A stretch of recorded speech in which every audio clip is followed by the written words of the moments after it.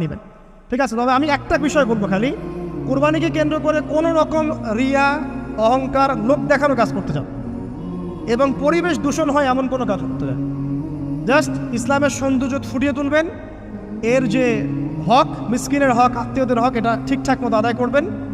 এখানকার গোশত, রক্ত, মাংস কোনো কিছু আল্লাহর কাছে যাবে না, শুধুমাত্র আমার বিশুদ্ধ ইখলাসটাই আল্লাহর কাছে যাবে। অতএব এটা মনে রেখে কুরবানি করা উচিত। আল্লাহ পাক তৌফিক ইনায়াত করুন, আমিন।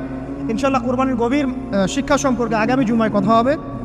আর সর্বশেষ কথা হলো যে এই কাজগুলো, কোরবানি বলেন, এই যে নামাজ, তাসবিহ, তাহলিল, কোরআন তেলাওয়াত, তাওবা, তাকবীর, সওম, এই কাজগুলো পারিবারিকভাবে এবং সামাজিকভাবে করার চেষ্টা করে, তাহলে ইসলামিক সংস্কৃতি, হৃদ্যতা, ভালোবাসা ফুটে উঠবে।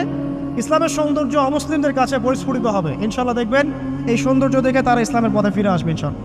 এবং আল্লাহ রাব্বুল আলামিন এই সুযোগটা কাজে লাগিয়ে আমরা যেন আমাদের বিগত গুনাহগুলো মাফ করিয়ে নিতে পারি, বেশি বেশি নেক আমল করতে পারি, এই 10টা দিন কাজে লাগাতে পারি। আল্লাহ পাক আমাদের সবাইকে সে তৌফিক ইনায়াত করুন, আমিন।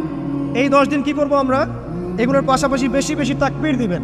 তাকবীর মানে আল্লাহু আকবার, আল্লাহু আকবার, লা ইলাহা ইল্লাল্লাহ, আল্লাহু আকবার, আল্লাহু আকবার, ওয়ালিল্লাহিল হামদ। সাহাবীদের মধ্যে আবু হুরায়রা রাদিয়াল্লাহু আনহু, আব্দুল্লাহ ইবনে আব্বাস, আব্দুল্লাহ বিন ওমর, এই বিখ্যাত সাহাবীরা যখন এই 10 দিনে উপস্থিত হতেন, তারা বাজারে গেলেও তারা বাজারে গিয়ে তাকবীর দিতেন জোরে জোরে। অন্য সবাই শুনে সবাই তাকবীর দিত, তাহলে সমস্বরে তাকবীর হতো। এই সুন্নাহটা চালু করা যেতে পারে। আল্লাহ পাক আমাদের সবাইকে তাকবীর দেওয়ার তৌফিক দান করুন, আমিন। এরপর এই 10 দিন আমরা বেশি বেশি যে কাজটা করার চেষ্টা করবো সেটা হলো তওবা। বেশি থেকে বেশি তওবা করার চেষ্টা করা উচিত। আর তওবা মানে শুধু আস্তাগফিরুল্লাহ ওয়া আতুবু ইলাইহি পড়া নয়। তওবার দুটো ভাগ আছে। কবিরা গুনার জন্য একরকম তওবা, আর সগীরা গুনাহ এমনি এমনি মাফ হয়ে যায়।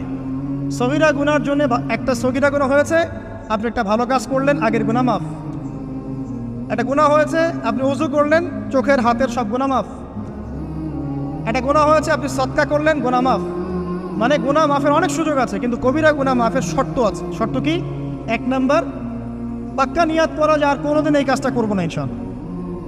2 নাম্বার, ইচ্ছা করে ওই পাপে আর লিপ্ত না হওয়া।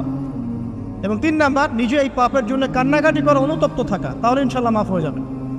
আরেকটা শর্ত আছে, যদি পাপটা অন্য কারোর সাথে সম্পৃক্ত হয়, যেমন ধরেন কারো টাকা মেরে দিয়েছেন, টাকা শোধ করেন নাই, যেটা আমাদের সমাজের ট্রেডিশন হয়ে গেছে এখন। জমি মেরে দিয়েছেন, শোধ করছেন না, মান সম্মানের হানি করছেন, মিথ্যা অপবাদ দিচ্ছেন, হ্যাঁ, এক কথায় মানুষের সাথে সম্পৃক্ত হওয়া, মানুষের ক্ষতি করেছেন আপনি, তখন কি করতে হবে? তখন ওই মানুষের কাছে গিয়ে ক্ষমা নিতে হবে। ডিফিকাল্ট, এবং এটার জন্য একটা বড় মনের দরকার আছে, মনের স্বচ্ছতার দরকার আছে। ভাই, আমি তোমার টাকা ধার নিয়েছিলাম, দেই নাই, এই নাও টাকা, শোধ করে দিলাম। ভাই, আমি তোমাকে ভালো মন্দ বলেছিলাম, তোমার গীবত করেছি, আল্লাহ তোমাকে মাফ করে দেয়, তুমি আমাকে মাফ করে দাও। তো ডিফিকাল্ট এগুলা করতে হলে বড় মন লাগবে। আর যদি এগুলো আমরা না করতে পারি তাহলে সমস্যা আছে। কিয়ামতের মাঠে আল্লাহ পাক ধরবেন এবং যারা হকগ্রস্ত এদেরকে দাঁড় করাবেন। কিয়ামতের মাঠে নিজের নেকি তাকে দিয়ে ঋণ শোধ করতে হবে, অথবা তার গুনাহ নিজের আমল নামে নিয়ে ঋণ শোধ করতে হবে। কোনটা বেটার বলেন? দুনিয়াতে ছোট হওয়া না পরকালে ছোট হওয়া? তাই আমরা সবাই সবার কাছে মাফ চেয়ে নেই যে আল্লাহ পাক আমাদের সবাইকে মাফ করে দেখ। যদি আমি আপনাকে কষ্ট দিই, আপনি আমাকে মাফ করে দেন। আপনি আমাকে কষ্ট দিয়ে থাকেন, আমি আপনাকে মাফ করে দিলাম। এই বিষয়ে চলে আসেন। আল্লাহ পাক তৌফিক দান করুন, আমিন।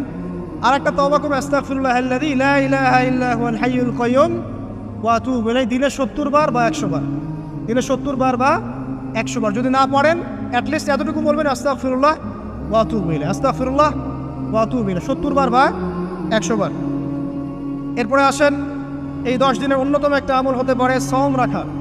যদি পারি এই 10টা দিন সওম রাখবো, যারা পারছি না মিনিমাম 3টা 4টা 5টা অ্যাটলিস্ট রাখবো।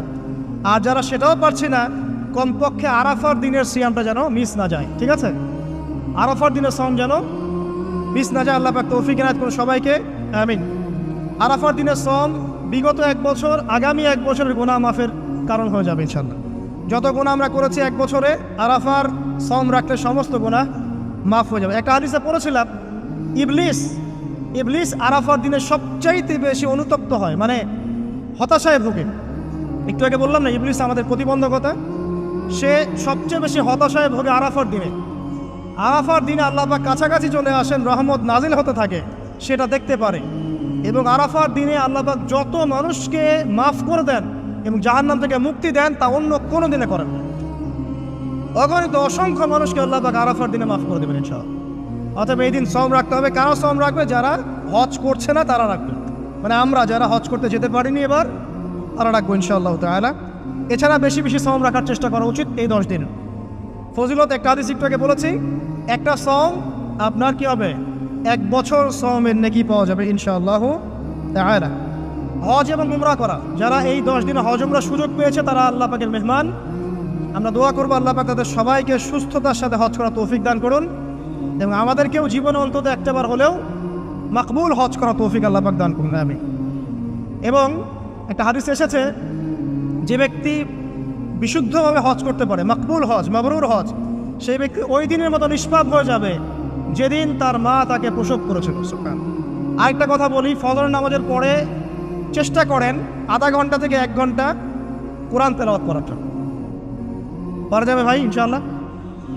আবার বলছি, প্রত্যেক হরফে 10 নেকি পাবেন ইনশাআল্লাহ। কোরআন তেলাওয়াত করলে অর্থ না বুঝেও যদি তেলাওয়াত করেন প্রত্যেক হরফে 10 নেকি পাবেন ইনশাআল্লাহ। কিন্তু অর্থ না বুঝলে কোরআনের হক আদায় হয় না। আবারও বলছি, আমি যা বলেছি সেটা বলতে আমি দ্বিধা করছি না।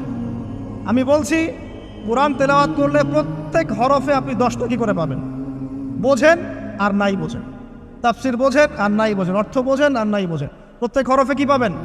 10 নেকি পাবেন। কিন্তু অর্থ না বুঝলে, অনুধাবন না করলে কোরআন নাজিলের মূল হক আদায় হবে না।